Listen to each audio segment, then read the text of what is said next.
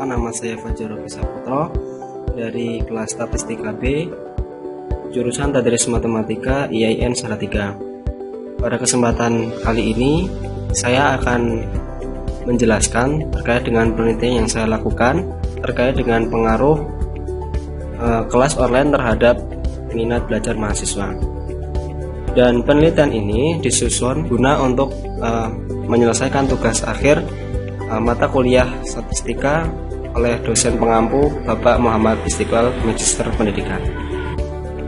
Di tengah melandainya pandemi saat ini mengharuskan untuk setiap pihak menerima regulasi baru terkait dengan bidang-bidang dalam masyarakat. Salah satunya adalah dalam bidang pendidikan yang mengharuskan untuk diadakannya dengan online. Berkaitan dengan kondisi dan sistem tersebut, maka dalam penelitian ini bertujuan untuk mengetahui respons beberapa bulan terakhir mahasiswa dalam melaksanakan perkuliahan secara online. Kemudian mengetahui tingkat minat belajar mahasiswa, khususnya mahasiswa Prodi Tadris Matematika IAIN Salatiga, dan mengetahui berapa banyak pengaruh kelas online terhadap minat belajar mahasiswa. Nah, secara garis besar, penelitian ini dilakukan sebanyak 3 tahap, yakni yang tahap pertama adalah pengumpulan data, kedua adalah kita mengolah dan menguji data dengan uji statistik. Yang ketiga adalah kita menyimpulkan sehingga kita mendapatkan kesimpulan yang benar dalam penelitian ini. Dalam pengumpulan data, di sini kita bisa menentukan populasi dan sampel, di mana populasi adalah merupakan wilayah generalisasi yang terdiri dari objek dan subjek yang mempunyai kualitas dan karakteristik tertentu. Nah, kemudian sampel adalah sekumpulan objek yang mewakili dari populasi. Dalam penelitian ini adalah populasi yang saya tentukan adalah sebanyak 93 mahasiswa Tadris Matematika angkatan 2018. Kemudian sampelnya adalah dengan menggunakan rumus Lovin didapatkan sebanyak 75 sampel. Kemudian yang kedua adalah instrumen dalam penelitian. Nah, instrumen dalam penelitian ini saya menggunakan metode angket atau kuesioner. Karena dalam kondisi yang tidak memungkinkan untuk bertatap langsung dengan responden, maka kuesioner ini dilakukan secara online. Dalam sebuah penelitian perlu juga kita menentukan sebuah variabel yang digunakan.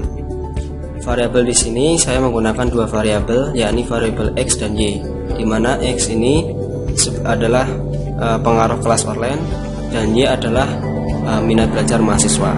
Kemudian dalam penentuan hipotesis penelitian, di sini saya merujuk pada pembahasan latar belakang dalam penelitian ini, yakni H0 adalah kelas online tidak berpengaruh terhadap minat belajar. Kemudian H1 adalah kelas online berpengaruh terhadap minat belajar. Setelah kita melakukan pengumpulan data dengan baik, maka langkah selanjutnya adalah kita mengolah dan menguji data. Pada penelitian ini, uji data atau uji statistik yang saya gunakan adalah uji asumsi regresi linear, di mana sebelum kita menggunakan uji tersebut kita harus melalui syarat-syarat tertentu, yakni uji asumsi klasik, diantaranya adalah uji validitas, uji normalitas, dan uji linearitas. Uji-uji dalam penelitian ini dilakukan dengan bantuan software SPSS agar menghasilkan jawaban yang benar dan tepat.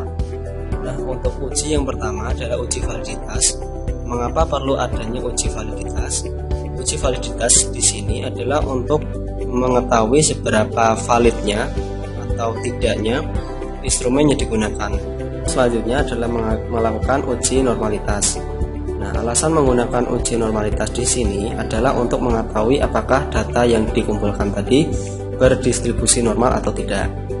Nah, pada uji normalitas di sini saya menggunakan uji One Sample Kolmogorov Smirnov, di mana tetap menggunakan SPSS dan menghasilkan dalam output SPS-nya, di mana dapat disimpulkan bahwa data berdistribusi normal. Nah, untuk selanjutnya, uji terakhir dalam uji klasik, asumsi klasik, di sini saya menggunakan uji linearitas, di mana alasannya adalah karena dalam uji analisis regresi linear harus ada hubungan linear terhadap X terhadap Y. Dengan bantuan SPSS didapatkan dengan tabel ANOVA, di mana ketika deviation from linearity itu lebih besar daripada 0,05, maka dapat disimpulkan di mana data X dan data Y itu ada hubungan linear. Nah, setelah kita mengolah data atau kita menguji data apakah data itu valid, kemudian distribusinya normal dan adanya hubungan linear terhadap dua variabel tadi, maka selanjutnya adalah kita menguji hipotesis. Pada uji hipotesis ini kita menggunakan uji analisis regresi. Nah, uji analisis regresi adalah alat statistik yang digunakan untuk menerangkan ketergantungan variabel tak bebas Y terhadap satu atau lebih variabel bebas X dengan tujuan untuk meramal atau memperkirakan nilai rata-rata dalam variabel tak bebas. Pada pengujiannya kita menggunakan pengujian linear regresi dengan nilai alfa atau taraf signifikasinya ada 5% atau 0,05. Masih menggunakan SPSS sehingga kita mendapatkan output berupa tabel koefisien. Nah, dari tabel koefisien tersebut kita bisa menentukan persamaan regresi linear, kemudian simpulan daripada hipotesis dari hasil tabel tersebut. Secara umum, persamaan regresi linearnya adalah berbentuk Y sama dengan A plus BX. Nah, kita bisa menentukan konstanta dari A dan B melalui tabel tersebut.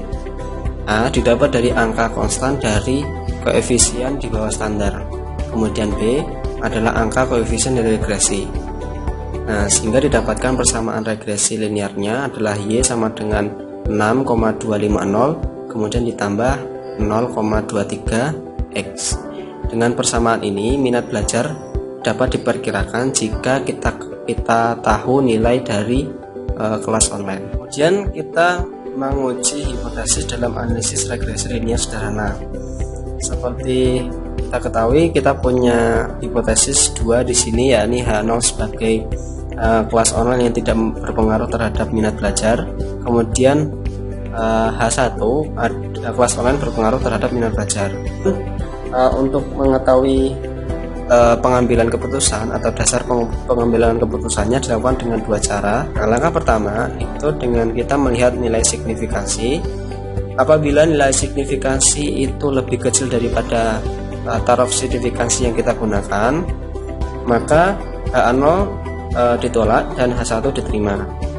Nah, pada penelitian ini nilai signifikasi pada tabel outputnya adalah 0,008, yakni berarti lebih kecil daripada taraf signifikansi yang kita gunakan, yaitu 0,05, sehingga H0 ditolak kemudian H1 diterima. Nah, langkah kedua adalah dengan melakukan uji T. Nah, uji T ini asumsinya adalah apabila T hitung itu lebih besar daripada T tabel, maka H0 ditolak kemudian H1 diterima. Nah, pada penelitian ini T hitung kita dapatkan dari tabel koefisien dari output SPSS didapatkan 0,707. Hal ini berarti lebih besar daripada T tabel yang kita punyai, yakni dengan N75 kita punya nilai 1,992, maka dapat disimpulkan H0 ditolak dan H1 diterima. Selain kita mengetahui ada atau tidaknya pengaruh terhadap antar variabel, nah kita bisa mengetahui berapa besar atau berapa persen pengaruh variabel X terhadap variabel Y. Dapat dilihat pada nilai R² atau R2 nya pada tabel model summary.